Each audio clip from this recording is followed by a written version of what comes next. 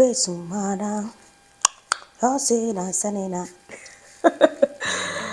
my god. First off, let me know what you think about the quality of this video, because I didn't even know that, like, where I dug up this mic, you don't want to know. I didn't even know that I had such a mic for iPhone. But yeah, hey guys, welcome back again to my YouTube channel. It is your favorite baby girl, Mama Dyna Ekwueme, in the building, and this is a major life update video. I know I dropped you guys off somewhere at Obalande. I dropped you guys off somewhere with my IUCD update and all of that, and I didn't, do a vlog following up, the results and all of that. So in this video, we're gonna be breaking down everything that came out of that hospital visit. But yeah, guys, sincerely, I've been pumped for the rest of the year. I don't even know what it is about this year. Last year, I can't even remember me last year. That's the sincere truth. Like, I can't even remember, because of how fast and how dangerous and how sad last year was. Like, if you tell me to remember event by event how last year was every month, fam, when you're going through it, until you come out, you don't know how you survived. Until you come out of what you've been through, you just sit down somewhere and thank God. Sincerely, I've just been feeling like trying a whole lot of new things. Yeah, my podcast being one this year is a major one for this YouTube channel, and I really want to thank you guys for just supporting. You guys, the massive support, those just commenting. It's not like before. I feel like this channel, we've matured. We know they throw stones, we know they fight. We agree to disagree, and it's beautiful to watch how far we've come. Not even all that. This has always been the Ekwueme Mama Dyna. It's just that people are now seeing this woman. No more this baby girl. Forget the baby girl. Everyone is seeing a blossoming woman, and many people are keen in, which I'm really thankful and appreciative of. So yeah, thank you guys so much for the podcast support and all of that. Back to the video, right? Before we start rambling. Tell you, this video is doing me somehow. It's doing me like maybe the audio may not turn out right, or the video quality. Is the first time I'm filming a sit-down video with my phone. Most of you who are not aware know that my camera just went berserk, and it's not just functioning. I usually use my phone for outdoor vlogs because it's easier, especially with the kids. Imagine carrying camera. Those of you who go out with active toddlers and you're actively vlogging, how are you doing it? What sort of camera are you using? Let me know. What vlogging camera should I buy in 2024 for my fellow vloggers? What camera are you on? Seriously, the last time I used the camera to vlog, like, it's been ages. So I need something portable. I need something really light, something portable, something I can carry, put inside my bag. And please don't say G7X, please don't say Canon G7S, please. That camera, you get your own wahala. I just need something like that. But yeah, 2024, it doesn't need to be 2024 model, but what most people are using this year to vlog, something pocket-like, something that I can easily remove. You know how you use a phone and it's just easy for you to turn on the camera and turn it off? That is the recommendation I need. So please be kind enough to share what camera you may think would be best suited for me, because I'm still deciding. I'm still thinking. Something that I'll still use indoors and outdoors, and it will give me exactly what I want. Sure you get. Anyway, back to my IUCD update. If you don't know why I'm making a health update, I will share links in the description below. I had an IUD for 1 year. It gave me problems. This is the summary. It gave me wahala. I took it off. I went to the hospital. After taking it off, because I had post-removal wahala. I had issues, bleeding, infection, all of that after removing it, like 1 month after. So yeah, I went for several tests, blood tests, all the tests, and yeah, the pap smear, which is the test that checks if you have cervical cancer or not.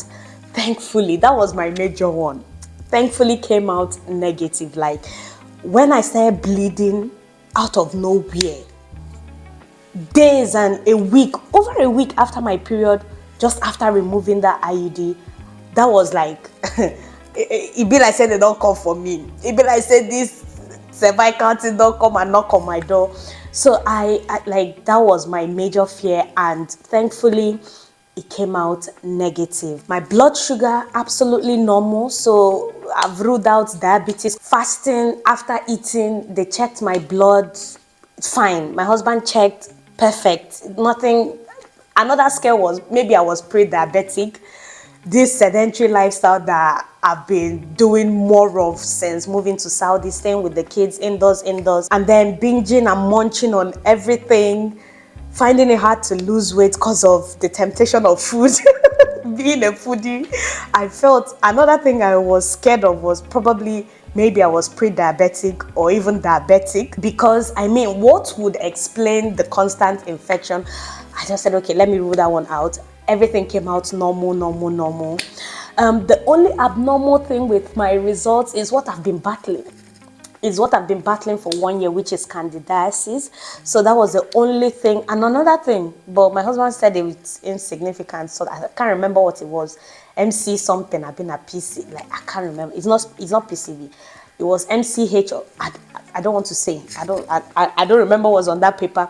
I just wanted to make sure that I didn't have cervical cancer, which, if you're my age, 25 and above, try to screen, because the rate at which women are finding out in their 30s, or it's alarming. So anything can happen, especially if you have copper IUD. Just be checking, just check, regular checks every once in a while. You know, as with the age, new things just they come out. Diseases left, right, and center.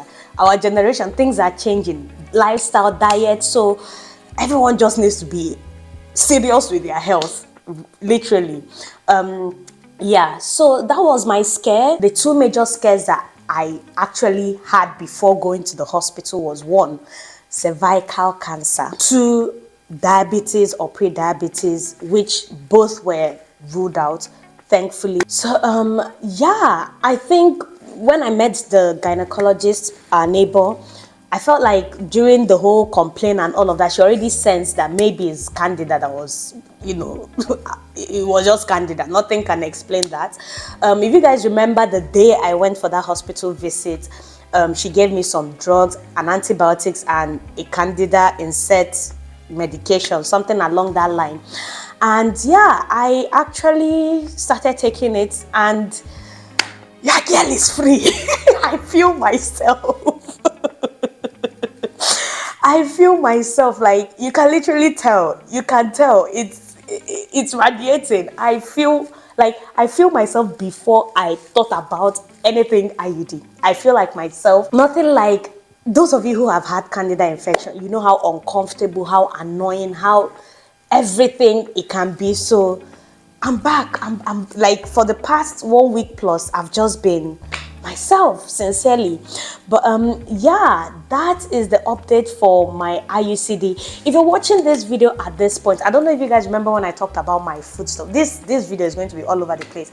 It's basically a major life update, chit-chat, everything in one.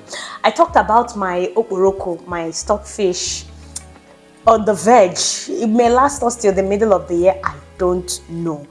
And yeah, I just wanted to bring to you guys, for those of you who were asking, I should give them plug, they live in, wherever they live in, I should give them plug if I find a food vendor that can easily ship food to them. There is this particular food vendor, I don't want to say food vendor, this particular company that transports food from eastern Nigeria, from the east, so it's fresh from the farm. It's called Nigerian International Food Market. They have an Instagram page that you can easily contact them. Their email is on the page, everything. They ship to everywhere. USA, Canada, the UK, Germany, anywhere you are, the Middle East, they will ship raw food, stockfish or dry fish or dried ogu or dried everything or mono, Nigerian snacks, kuli kuli gala, anything you need from Nigeria, at a very discounted rate. You guys know with inflation, a lot of people are battling cost of food. If you go to buying Nigerian food now is a luxury if you're outside Nigeria. So you might as well, what you're going to spend for months and months, you can literally order in bulk. They will deliver it to your doorstep. No be go and pick it up, to your doorstep if you would like. Eve Nigerian International Food Market, their Instagram on the screen, Eve_Nigerian_international_food_market. Do send them a DM, check them out, check out the referrals, the testimonials, all the people that they've shipped to recently. And yeah, it's all on their Instagram page. Now back to the gist. For that IUD thing, it almost had my neck. People almost cut off my neck. Like when I made the last video talking about, my wahala, this is Dyna Ekwueme. This is a YouTube channel. A personal YouTube channel. Some people were like, oh, you cannot come out and say you are anti this just because it did not work for you. There are women who this thing is. If it's working for you, perfect.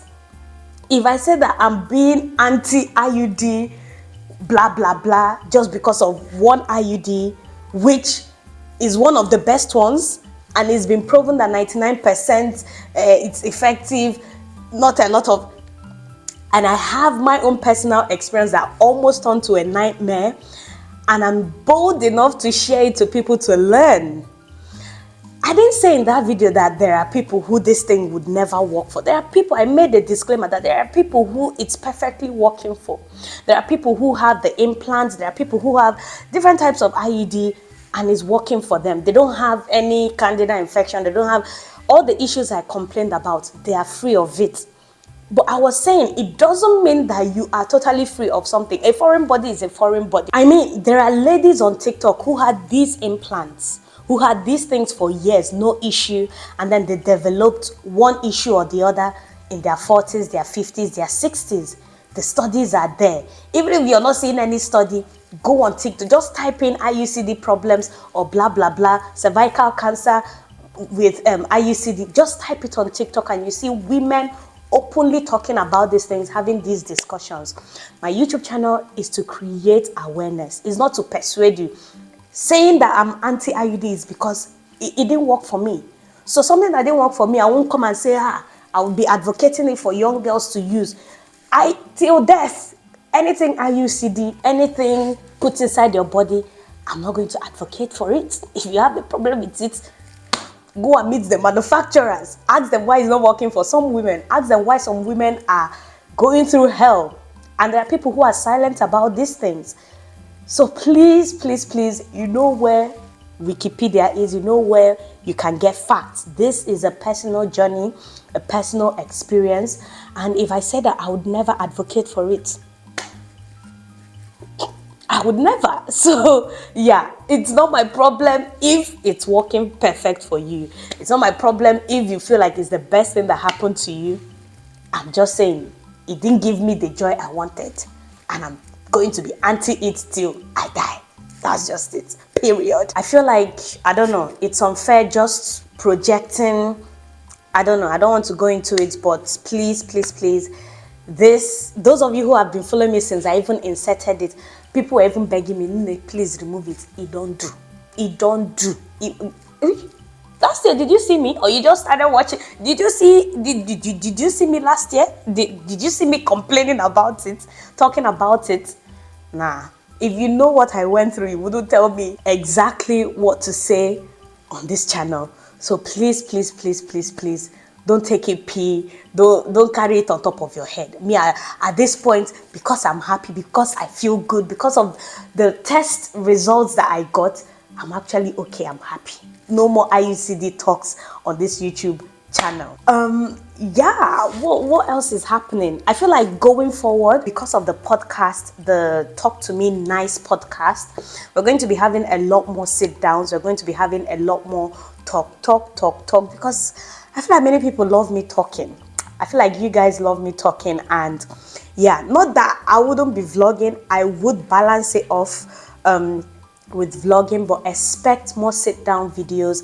Expect to see foreign faces on the YouTube channel, people you've never ever seen, people you know of, people, just random people having random discussions, and I would love you guys to key in into the show and talk to me nice, obviously. Talk to me nice. I think that's it. What other major updates is happening inside? Okay. I think I've talked about this before, right? I'm applying for unis like aggressively. This year is the year to aggressively, because fam, the way I'm looking at my life now, I feel like something in me is telling me that I have to start thinking of doing more. And it's not more in, I feel like I've exhausted. No, I don't think I've exhausted. Saying I've exhausted, I haven't done anything actually. I've just been doing life and surviving and going with the flow. But I feel like I want to start thinking of things outside of content creation, outside of YouTubing. I want to try things offline. And that's the reason why I've been seriously applying for scholarships. The blessings that Saudi Arabia came with is that you can get, if you get in, you can get fully funded scholarships here from top universities that have really good rating, amazing education, all of that. In fact, in 2024, anything education, I don't care where you are, Nigeria, Europe, South America, North, wherever you are, anything you should be doing now with what is happening worldwide, you should be looking for scholarships. Why pay thousands and thousands of monies entering university when you know that there are people who don't even pay? They have to loan from either the government or from people, and then you spend years and years and years paying it back. And with the current job market worldwide, wages are not keeping up with inflation, not keeping up with anything. So imagine having to loan money now, go to like, I've already planned on the podcast. So please key in why you shouldn't even be thinking of university. Anything university in 2024 should be scholarship. And you guys would be surprised the amount of schools outside of Western education that offer, whether it's partially funded or fully funded. And yeah, this is not me projecting. Do whatever you want to do with your money if you can afford it. The people who know what I'm talking about, or the audience, my target audience, know that if you can find a university that can sponsor you, is way better than spending tons and tons of money doing a course that you don't even know how the job market is going to look like with the crazy job market right now. And yeah, especially for courses that you know, this is a whole, let's leave it for podcast. I don't want to delve into it. So please, before you start throwing jabs like, but you went to uni, you did this, you did that, you don't want people to go, calm down. We have a lot to talk about. This year, na Ekwueme year, we have a lot to talk about. So yeah, make sure you tune in. In fact, that will be the next podcast video. Do not go to university in 2024. Yeah, that's literally what I'm striving for. The problem here is there are some schools that require 3 recommendation letters. I've not seen any school that is asking maybe 1. 3 recommendation letters, and some schools are saying that you have to email your supervisor or your lecturer or whosoever you want to get the recommendation from. Tell them, and then the school that you're applying to will message. You just have to put the person's email on the website that you're applying to or the school that you're applying to. Then they'll email the lecturers directly. 2 schools have done that. Some will tell you send the recommendation letter, get the recommendation letter and send to them. But the ones I really want to go to, and then some of the lecturers that I know personally are no more in the uni I went to. One actually told me outrightly, I'm sorry, I cannot provide you a blah, blah, blah. I shocked. I was like, not like we were close or anything. He was one of the lecturers I looked up to, like good, very good lecturer. But I was shocked. You know, the rejection, the rejection shook me. I was like, hey, seriously, so many hurdles. And yeah, like I mentioned, I've gotten one rejection so far. One hasn't responded and the deadline has passed. So I'm taking it as also a rejection because I don't know. 2 rejections, let me call it. But it's tough. It's tough.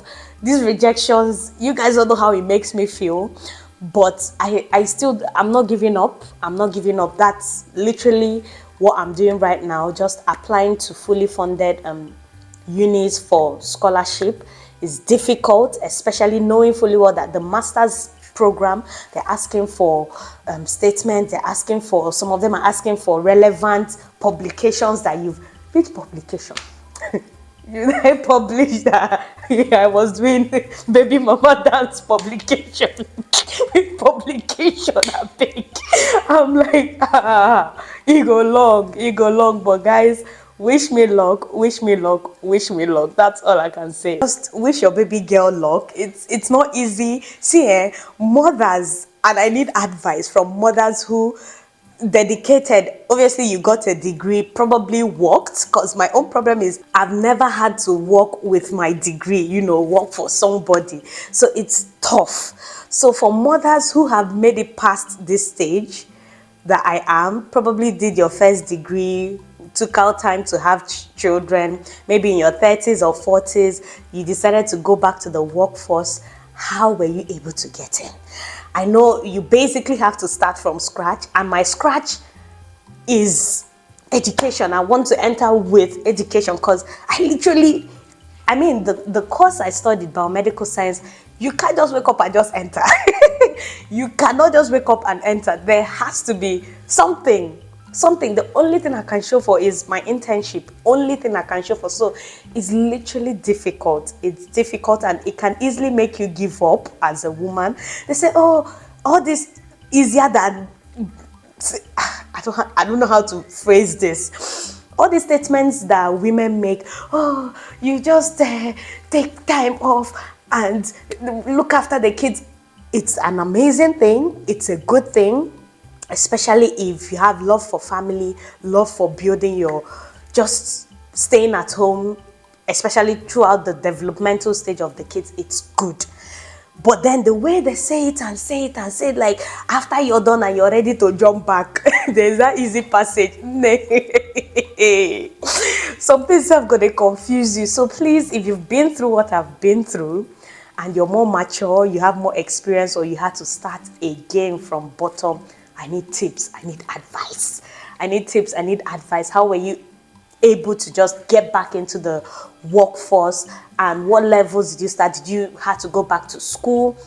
Or you just started with any work experience?